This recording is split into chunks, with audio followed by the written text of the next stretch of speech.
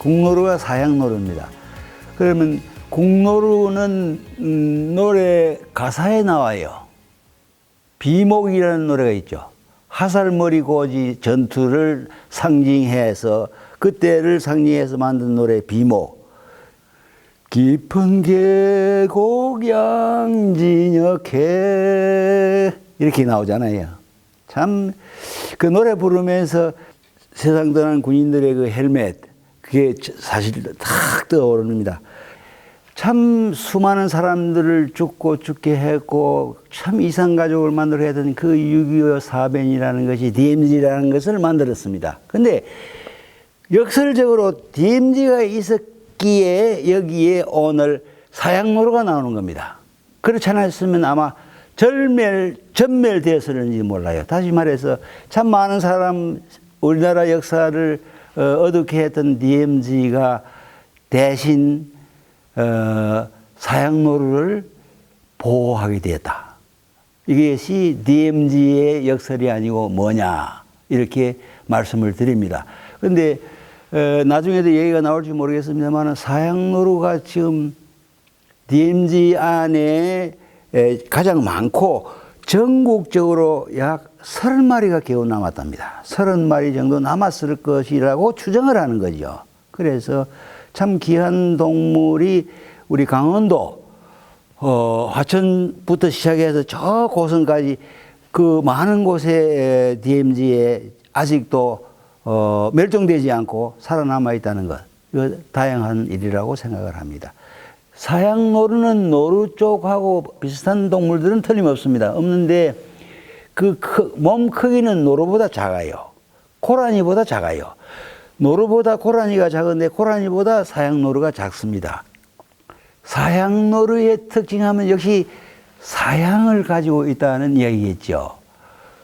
사양은 그러면 암놈, 순놈 다 가지고 있느냐 하면 그건 아닙니다. 순놈이 가지고 있습니다. 순놈의 배꼽과 생식기 사이에 그 아래 배꼽과 생식기 사이에 달걀만한 크기의 주머니가 들어있대요. 거기에서 소위 그것을 사양이라고 하는데 그 사양, 근데 여기 이제 무슨 얘기가 또 유도가 되냐면 그럼 왜 사양노루의 수컷은 사양을 가지고 있느냐. 참 좋은 냄새를 풍기는 사향을 가지고 있느냐. 순놈만이 사양 주머니를 가져서 향을 막 냄새를 풍기는 겁니다. 풍기면은 그 냄새가 사람은 괜찮아서 사양해서 좋아하는데 다른 동물들은 아주 역한 냄새예요, 그게. 그래서 사양노루가 있으면 순놈이 있으면 다른 동물들이 접근을 못 해요. 그 냄새가 더러워서 지독해서. 그래서 냄새를 풍겨서 자기 영역을 확보하겠다는 것이 목적이고 두 번째는 암놈은 역시 순놈의 사양 냄새가 그렇게 좋은 거예요. 그래서 냄새를 맡고 암놈이 하여금 오도록 유인하는 그런 물질이 됐고 그래서 암놈은 또 그 냄새를 맡음으로써 그 알을 만들고 그리고 알을 배란하는 이런 일이 촉진됩니다. 그래서 그들 암수관계에는 중요한 이런 일을 하는 건데 여기에 갑자기 사람이 나타난 겁니다. 해서 순놈을 잡아가지고 그 향주머니를 떼내는 거예요. 떼내가지고 약재로 씁니다. 향수로 제일 먼저 씁니다. 사양 냄새 나는 거. 향수로 쓰고 두 번째 약재는 또 어디에 쓰냐면 진경제. 저도 참 몸이 좀 이상해서 이 위경련을 참 많이 하는 체질입니다. 아주 효과가 있는 거예요. 진경제를 만들어요. 또 향수를 만들어요. 화장품을 만들어요. 이러다 보니까 사양이 비싸니까 다 잡아버린 거예요. 그래서 멸종위기에 온 겁니다. 게다가 6.25 사변 때는 사람부터 모든 동물까지 전부 다 이게 개체수가 줄어버렸거든요. 그래서 아무튼 사양은 여러 가지로 중요한데 때문에 멸종위기까지 오는 그런 순환을 갖게 되었다. 참 재미있는 걸 제가 찾았는데 이제는 사양노루를 잡을 필요가 없답니다. 합성한대요.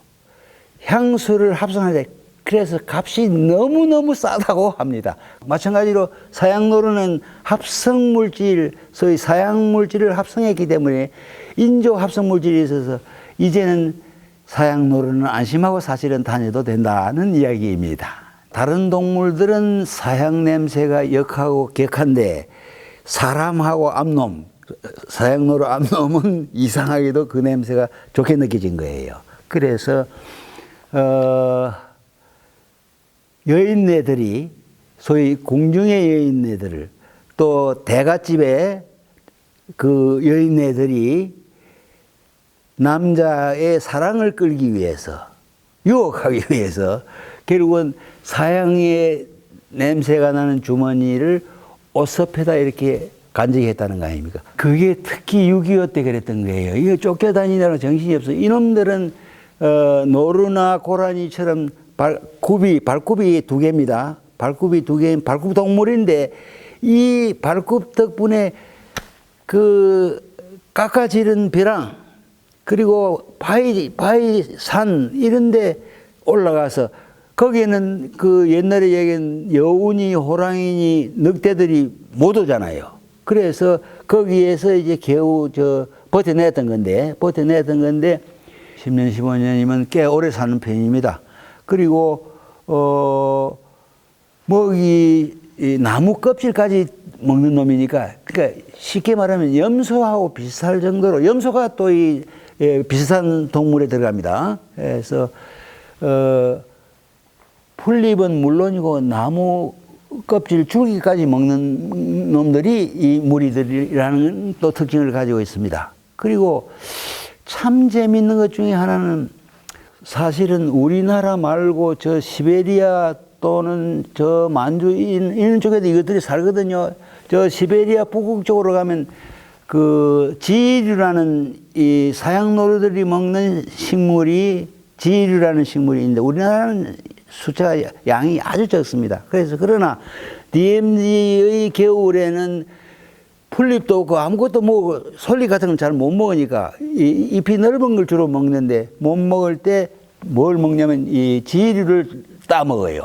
따 먹는다고 하는데 그런 점에서 우리나라는 먹이도 겨울을 지나기에는 그렇게 좋지 않은 사양노루한테는 좋지 않은 계절인 것도 사실입니다. 그래서 우리나라에 아주 그 개체수가 많지 않은 이유도 먹이하고 관련이 좀 있을 걸로 생각합니다. 노루, 고라니, 사슴 이 무리들은요, 사슴 무리들, 이 무리들은 사실은 쓸개가 없어요. 이 쓸개는 지방 소화와 관계 있기 때문입니다. 근데 이상하리만큼 사양노루는 노루나 고라니, 사슴 등과 다르게 같은 무리인데도 불구하고 이 쓸개 주머니가 있답니다. 쓸개가 있는 게 또한 사양의 특징인데 혹시 그 쓸개가 있기 때문에 사양이라는 물질을 만들지 않느냐고 이야기하는 학자들도 있습니다. 이 동물 세 무리가 있다고 한번 생각해 봅시다. 뿔이 있는 거는 그 중에 하나밖에 없어요. 자, 고라니, 아까 노루, 그리고 사양노루가 있으면은 뭐만 뿔이 있고 나머지는 뿔이 없습니다.